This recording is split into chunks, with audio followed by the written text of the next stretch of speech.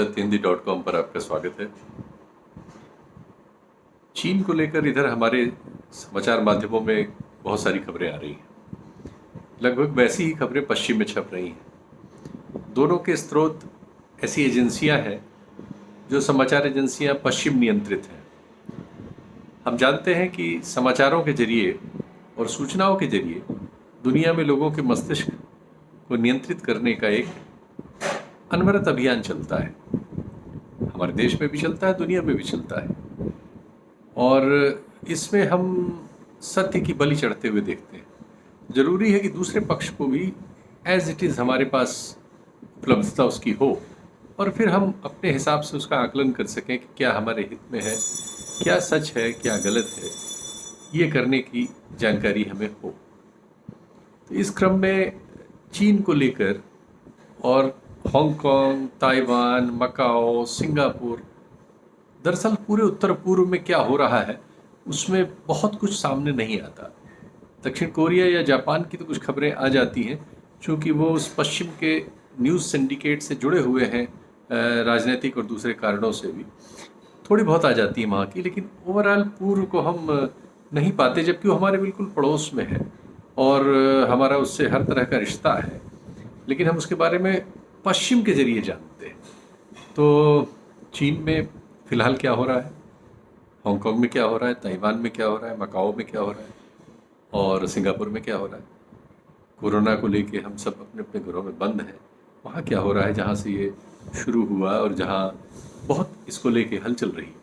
इस पर बात हुई समर अनारे से, जो हांगकांग में है, मिल गए तो उनसे बातचीत से खुद सुनिए और समझिए कि दरअसल इन देशों में कोरोना को लेकर है क्या, और जो आपने अपने मीडिया में देखा है, दोनों के साथ आप एक संतुलन बनाकर एक किसी निष्कर्ष पर पहुंच सकते हैं। कम से कम दोनों पक्ष आपके सामने तो हो। तो सत्य हिंदी ने प्रयास किया है। फिर एक बार मैं अपील करूंगा कि हमारे इस कार्यक्रम के बाद जो डिस्क्रिप्शन लगा है उसमें एक लिंक है, उसको ज़रूर जाएं और हमारे जो काम हैं उनको या सराहें या उनकी आलोचना करें, हमें सुधार के लिए बताएं और हम उसका पालन करें, जिससे हमारे आपके बीच जो रिश्ता है ये और प्रगाढ़ और मजबूत होता रहे। धन्यवाद। सत्यहिंदी.com में समर आपका स्वागत है। इस समय चीन को लेकर भारत के मीडिया में थोड़ी खबरें ज़्यादा हैं, क्योंकि हमारे यहाँ मीडिया में जो खबरें आती हैं वो जो एजेंसीज़ हैं विदेश की, वो सारी की सारी ऐसी हैं जो चीन से ऐसा लगता है कि उनमें थोड़ी हॉस्टिलिटी है, वो पश्चिम की भावना को ज़्यादा व्यक्त करती हैं। तो इसलिए ऐसी खबरों की जगह जगह बाढ़ है, टेलीविज़न चैनलों में उस पर बहस है, जिसमें लगभग वो स्वर हैं जो ट्रंप के चुनाव प्रचार के स्वर हैं, जिसमें चीन को वो एक तरह से निशाने पर लेना चाहता है और उससे एक देशभक्ति जैसी अमेरिका में उभार कर चुनाव में संभवतः, ऐसा राजनीतिक पंडित कहते हैं, कि ट्रंप के चुनाव का एक कार्ड है। लेकिन हमारे देश में भी इस पर इस तरह की बातचीत है, और चूंकि जो दक्षिणपंथी खेमा है वो चीन से डरता भी है और चीन को से घृणा भी करता है, लेकिन चीन के बिना रह भी नहीं सकता। तो एक अजीब सी स्थिति है, तो उसमें सही बात कहाँ क्या है पता नहीं लग पाती। तो तुम ऐसी जगह बैठे हो जहाँ तुम्हारे पास सूचनाओं का अंबार है। तो नंबर एक तो ये बताओ कि अभी जो हांगकांग, ताइवान, मकाओ, सिंगापुर, चीन, इसमें कोरोना को लेके सचमुच में हालत अभी क्या है, क्या स्थिति है? कोरोना के लेके इन चारों टेरिटोरीज में, जिसमें से दो इंडिपेंडेंट नहीं है, मतलब बेसिकली दो चीन के सेल्फ एडमिनिस्ट्रेटिव रीजन्स हैं, मकाऊ और हांगकांग, और सिंगापुर एक आजाद देश है, ताइवान एक आजाद देश है जिसपे क्लेम चाइना का है। इन चारों में अभी कोरोना वायरस को पूरी तरह से कंट्रोल कर लिया गया है। चीन में भी पूरी तरह से कंट्रोल कर लिया गया है। चीन अब वहां पे है। एक सवाल पूछ लो, चीन ने अभी एक अपनी जो भी लिस्ट थी उनकी वुहान में जो डेथ हुई थी उसमें 1100-1200 नई एंट्री की। मैंने पहले भी आपसे बातचीत में एक बार आपको बताया था कि चीन ने एक बड़ी बदमाशी की थी शुरुआत में। उसने चीजों को छिपाने की कोशिश की थी, क्योंकि उसको पता था अर्थव्यवस्था पे बड़ा असर पड़ेगा, क्योंकि उसे पता था कि ये कोई नया है वायरस जिसका उसके पास इलाज नहीं है।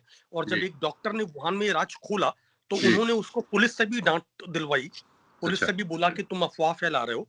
तो चीन ने जो पहली बात की वो बहुत बदमाशी थी, वो बहुत गलत था कि चीन ने छिपाने की कोशिश की। उसको लगा कि ये कोई नया स्ट्रेन नहीं। लेकिन 31 दिसंबर ये वो तारीख है जब चीन सीधे सीधे डब्ल्यूएचओ को बताता है कि नहीं, ये कोई नया न्यूमोनिया है जिसका हमारे पास कोई इलाज नहीं है और जिसका हम कारण भी नहीं जानते। और डब्ल्यूएचओ के जो चीन में जो डायरेक्टर हैं, जो चीन के निदेशक हैं, वो उसी दिन वुहान भागते हैं और लॉकडाउन के बीच में बैठे रहते हैं। फिर चीन अपने पोलित ब्यूरो को, मतलब कि एक बहुत वरिष्ठ सदस्य को वुहान में लगाता है, वो वहां बैठी रहती हैं। मुझे ठीक ठीक याद है कि 6 फरवरी को, 31 दिसंबर से 6 फरवरी में बहुत दिन नहीं है। आप याद करें कि अगर वुहान का जो लॉकडाउन है वो 23 या 24 जनवरी का है, जब तक इस गंभीरता समझ में आई। 6 फरवरी को जी जिनपिंग सीधे, मतलब बीजिंग में जो अस्पताल कोरोना वायरस कोविड-19 का इलाज कर रहा है उसमें जाते हैं। और ये बहुत बड़ी पॉलिटिकल मैसेजिंग है। आप याद करिए कि हमारे प्रधानमंत्री जी भी जाने जाते हैं कि कोल्लम में अगर कोई फायर दुर्घटना हो जाए, कोई और कहीं भी, या वो जो हनुमंतप्पा जो थे, जो सियाचिन के अवलांछा में बचे थे, वो तुरंत अस्पताल मिलने जाते थे। लेकिन वो कोरोना के बाद किसी अस्पताल में नहीं गए। तो कट शॉर्ट चीन ने ये जो संख्या बढ़ाई है, क्यों? क्योंकि अब चीन को ये समझ में आ रहा है कि छिपाने का कोई फायदा नहीं। ठीक। और चीन को अब खुद भी समझ में आ रहा है। देखिए, मैं आपको ये कहूंगा कि चीन ने बदमाशी पहले की जी। उसने बहुत सारे, मतलब उसको पहले पता ही नहीं था कि ये कोविड-19 कोई नया स्ट्रेन। पहले उन्होंने सार्स और मार्स की टेस्टिंग की, ये दोनों पुराने हैं। और मैं आपको एक बात यहाँ पे और जोड़ दूं कि जो लोग, बहुत लोग ये कह रहे हैं कि ये सारी बीमारियां चीन से पैदा होती हैं, आप उनको ये बताएं कृपया अपने सत्य हिंदी के माध्यम से कि मर्स नाम का जो स्ट्रेन आया था वो चमगादड़ों से नहीं, ऊंटों से आया था, और वो मिडल ईस्ट से आया था, वो खाड़ी देशों से आया था इसके पहले। तो चीन ही नहीं, मतलब दुनिया के सारे देश ये कोशिश करते हैं कि उनकी अर्थव्यवस्था को खतरा होगा, लेकिन अब चीन पूरी तरह से री-इवैल्यूएट कर रहा है, वो पुनर्मूल्यांकन कर रहा है। इसमें दूसरी एक बात जो बहुत महत्वपूर्ण है कि चीन डरा हुआ है सेकेंड वेव ऑफ इन्फेक्शन से। चीन, सिंगापुर, हांगकांग, मकाऊ, ताइवान, इन चारों देशों के लिए अब जो संकट है, हांगकांग में बीते पूरे हफ्ते से, इसको लेके हम लोग मजाक भी करते हैं कि अब हमको ऑफिस जाना पड़ सकता है सोमवार से, क्योंकि हम वर्क फ्रॉम होम कर रहे थे। लेकिन हमारे यहाँ सारे दिन, ये 7 दिन सिंगल डिजिट इन्फेक्शन है, और ये सारे इंपोर्टेड है। बीते पूरे एक हफ्ते में हांगकांग में करीब करीब 14-15 इन्फेक्शन है, किसी दिन 2, किसी दिन 3। ये सारे विदेशों से लौटे हुए जो हांगकांग के नागरिक हैं उनके हैं। चीन की भी यही दिक्कत है कि चीन दुनिया भर से लोग, मतलब जो चीनी लोग दुनिया भर में हैं, वो भाग के वापस आ रहे हैं, और उनमें से बहुत सारे संक्रमित हैं। तो अब चीन को जो खतरा है वो सेकेंड वेव, जिसको हम लोग कहते हैं दूसरी लहर, इनसे अगर संक्रमण बढ़ा तो चीन इस बार कोई भी कमी नहीं छोड़ रहा है। चीन पूरी अपनी गंभीरता दिखा रहा है। वुहान के जो आंकड़े उसने वापस ठीक किए, उसके पीछे भी वजह यही है। आप सिंगापुर में देखें, सिंगापुर में भी सेकेंड वेव अभी चल रही है, और ये सारी जो सेकेंड वेव है वो बाहर से आए हुए लोगों की है। ठीक। अभी केवल ताइवान और मकाऊ हैं, मतलब जिनमें सेकेंड वेव नहीं देखने को मिली है। सेकेंड वेव जैसे वो कम्युनिटी ट्रांजिशन जो तीसरा स्तर होता है, सेकेंड वेव उसी तरह का ये होता है कि जब आप स्थानीय स्तर पे किसी महामारी को नियंत्रित कर लें, लेकिन क्योंकि आप अपने नागरिकों को आने से नहीं रोक सकते, ठीक बात, और आपके नागरिक लौट रहे हैं और उनके साथ वो बीमारी फिर लौट रही है, इसे दूसरी लहर कहते हैं। और ये तीनों देश अब इसी से परेशान हैं। जी जी जी। तो अब तुम्हें ये लग रहा है कि अब चीन वो गलती जो उससे हुई है वो दोहराएगा नहीं, और इसलिए इतना आसान नहीं है कि चीन में फ्लेयर अप हो पाए। एक दूसरी बात, क्या चीन में ये लॉकडाउन की स्थिति कहाँ है इस समय? चीन में अब कहीं कोई लॉकडाउन नहीं है। अच्छा। हांगकांग में कहीं कोई लॉकडाउन एक भी दिन नहीं हुआ है। रिस्ट्रिक्शंस है, लोगों को वर्क फ्रॉम होम बिल्कुल भी रेस्ट्रिक्शंस नहीं है। हांगकांग में जो रेस्ट्रिक्शंस हैं, सिंगापुर में जो रेस्ट्रिक्शंस हैं, हांगकांग ने बार्स बंद किए हैं अपने, अल्कोहल सर्विंग बंद की है, केवल बार्स में। आप रेस्टोरेंट में जा सकते हैं, हर रेस्टोरेंट को ये आदेश है कि वो कम से कम 1.5 मीटर दूरी पे, मतलब सीटें खाली रखेगा। तो अगर आप मैकडोनल्ड्स में जाते हैं तो आप एक सीट के बाद 2 सीट खाली रहेगी, आप वहां नहीं बैठ सकते। आप किसी भी रेस्टोरेंट में जाएंगे तो 1.8 मीटर का सोशल डिस्टेंसिंग ये लोग कर रहे हैं। मकाऊ में भी वही है। लेकिन लॉकडाउन अब इनमें से सिंगापुर ने 1 दिन का भी लॉकडाउन नहीं किया, हांगकांग ने 1 दिन का भी लॉकडाउन नहीं किया, मकाऊ ने 1 दिन का भी लॉकडाउन नहीं किया। चीन ने पहले लॉकडाउन किया और वो लॉकडाउन उसने मेरे ख्याल से अभी मेरे ख्याल से 23-24 मार्च को उसने लॉकडाउन खत्म कर दिया। अब पूरे चीन में कहीं कोई लॉकडाउन नहीं है। मेरी अपने निजी मित्र वो कोरोना संक्रमित हैं। आपने अगर शायद नाम सुना हो, हैंगजाऊ के बाद एक सुजोऊ नाम की जगह है जिसको चीन का वेनिस बोलते हैं, एक्चुअली पूर्व का वेनिस बोलते हैं। बहुत सारी नहरें हैं वहाँ, उनके पति चाइनीज हैं। तो यास्मीन से मैं बात कर रहा था, वो खुद संक्रमित हैं, लेकिन वहाँ हॉस्पिटल में भी उनसे मिलने लोग आ सकते हैं। अच्छा, उनको सारा प्रोटेक्टिव ओवरऑल्स पहनने पड़ेंगे, सब कुछ पहनना पड़ेगा, लेकिन लॉकडाउन तो हॉस्पिटल में भी नहीं। इन देशों में वैक्सीन रिसर्च की क्या स्थिति है? ये हांगकांग, मकाओ, चीन ने, ये सबसे दिलचस्प है, चीन ने अभी अपना जो वैक्सीन ट्रायल है उसको चीन को निरस्त करना पड़ा, क्योंकि अब उनके पास उतने केसेस नहीं है जितने वायरस के लिए। मैं माफी चाहता हूँ, मैं कल ये बात साझा करना चाहता था, मैं भूल गया कि चीन ने अपने सारे क्लिनिकल ट्रायल स्थगित कर दिए हैं क्योंकि अब उनके पास मरीज ही नहीं। अच्छा, क्लिनिकल ट्रायल करें किस पे, ये प्रॉब्लम है कि अब उनके लिए दिक्कत ये हो गई है कि जो उनके ट्रायल्स चल रहे थे अब वो करें किस पे। तो चीन ने अपने सारे स्थगित कर दिए हैं। जहां तक मेरी सूचना है कि सिंगापुर और हांगकांग के मतलब जो बायोटेक्नोलॉजी लैब्स हैं जो वो कर रही थी, उनकी भी स्थिति यही है, और वो कोई बहुत आगे जा भी नहीं पाए थे क्योंकि इन दोनों जगहों पे मरीज 1000 के पार हुए ही नहीं। क्लिनिकल ट्रायल के लिए आपको जो सैंपल साइज चाहिए, जो आपको पूरा एक वृत्त चाहिए कि इतने लोगों पे आप करेंगे। ईस्ट एशिया में क्या सीन बन रहा है? जापान में, साउथ कोरिया में और बाकी जगहों में? साउथ कोरिया ने सबसे शानदार, मैं आपको एक बात यहाँ पे ये याद दिलाऊं कि सिंगापुर के आह्वान पे तमाम देशों ने मिलकर एक 13 देशों की मिनिस्ट्रियल ग्रुप बनाया है कोविड से साथ लड़ने के लिए। बहुत दिलचस्प है कि इसमें उन्होंने अमेरिका और भारत दोनों को बाहर रखा है, न्योता ही नहीं दिया। इसमें इटली भी शामिल है जो कि मतलब जिसने गलती की, जो नहीं रोक पाया और जिसने बहुत तबाही, इसमें इटली है, इसमें ब्रिटेन है, यूनाइटेड किंगडम है, इसमें साउथ कोरिया है, इसमें ब्रिटेन भी है, अच्छा, इसमें यूनाइटेड किंगडम है। मैं आपको भेज सकता हूँ उनकी जो कल की प्रेस रिलीज उन्होंने जो जारी की है, और इन्होंने भारत और अमेरिका से इस बारे में बात ही नहीं की। तो मैंने सिंगापुर में जो मेरे राजनयिक दोस्त हैं उनसे पूछा, तो उन्होंने कहा कि आप लोगों का तो हर दिन बदल रहा है, मतलब आप तो बोलते थे कि 13 मार्च को मेडिकल इमरजेंसी नहीं, हम आपसे क्या सीखेंगे, हम आपसे खराब हो सकते हैं। अच्छा। तो इन्होंने भारत और मतलब ये मैं नहीं कहूंगा कि भारत को निकाल दिया, क्योंकि भारत और अमेरिका को न्योता ही नहीं दिया।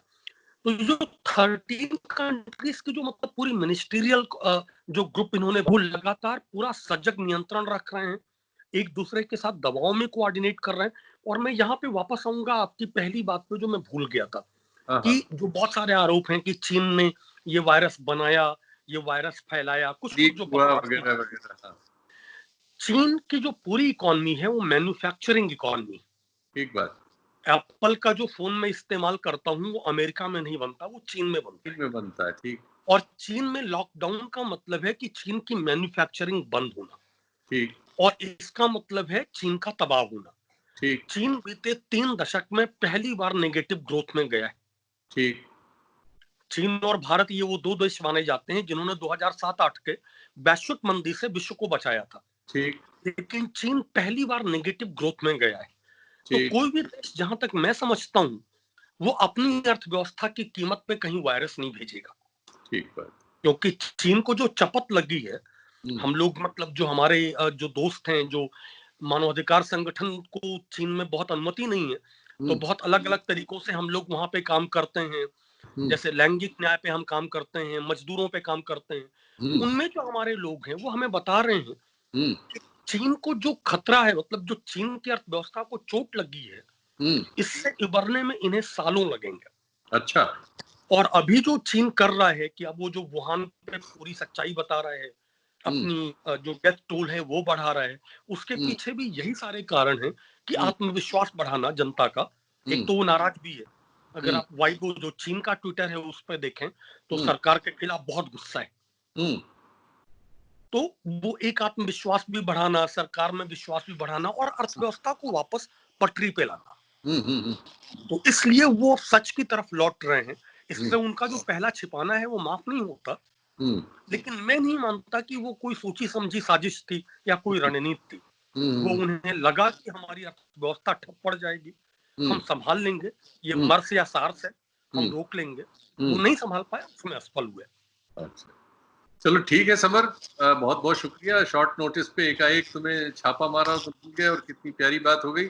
संडे के लिए इतना बहुत है, हिंदुस्तान वालों पे पहुंचाते हैं, क्योंकि वो सब अभी ये देख रहे हैं कि कुछ चीन में एकाएक कुछ बंद होने वाला और वहां से फैक्ट्रियां भारत आने वाली हैं। तो इस चीन में कुछ भी बंद होने नहीं जा रहा है, चीन वापस खोलने जा रहा है। आज मेरी दोस्त ने मुझे आमंत्रित किया कि अब तुम आ सकते हो। हांगकांग से फ्लाइट शुरू हो गई है। अच्छा, हांगकांग से करीब हो गई? हाँ, 15 दिन पहले ही शुरू हो गई है। अच्छा, मतलब हाँ, वुहान में अभी तक मुझे चेक करना पड़ेगा कि वुहान में हुई है नहीं। वुहान ने तो एक बहुत शानदार लाइट शो किया जिस दिन वुहान में लॉकडाउन खुला। अब तो लोग वहां पे भी मतलब घूम रहे हैं आजादी से। अच्छा, ठीक है जी, थैंक यू वेरी मच। बहुत अपडेट किया तुमने, बहुत फ्रेश किया, और बहुत यहाँ के लोगों को दोनों पक्ष पता चलने चाहिए। पश्चिमी प्रेस जो बताता है और उसको जो हमारा प्रेस फॉलो करता है, और जो ईस्टर्न प्रेस है, रियलिटी जो है, दोनों का कॉम्बिनेशन आए, फिर आदमी अपने आप एनालाइज करे और सही गलत का फैसला करे। बिल्कुल, तथ्य जाने आप जी, आप देख रहे हो कि मेरे वीडियो लगातार मैं हांगकांग में बीच पे जा रहा हूँ, घूम रहा हूँ। जी जी जी, तुम्हारा लॉकडाउन होता तो हम कैसे जाते। ठीक बात, थैंक यू, बाय बाय। सत्य हिंदी के और वीडियोस को देखने के लिए हमारे YouTube चैनल को सब्सक्राइब करें और सीधे नोटिफिकेशन पाने के लिए बेल आइकन दबाएं।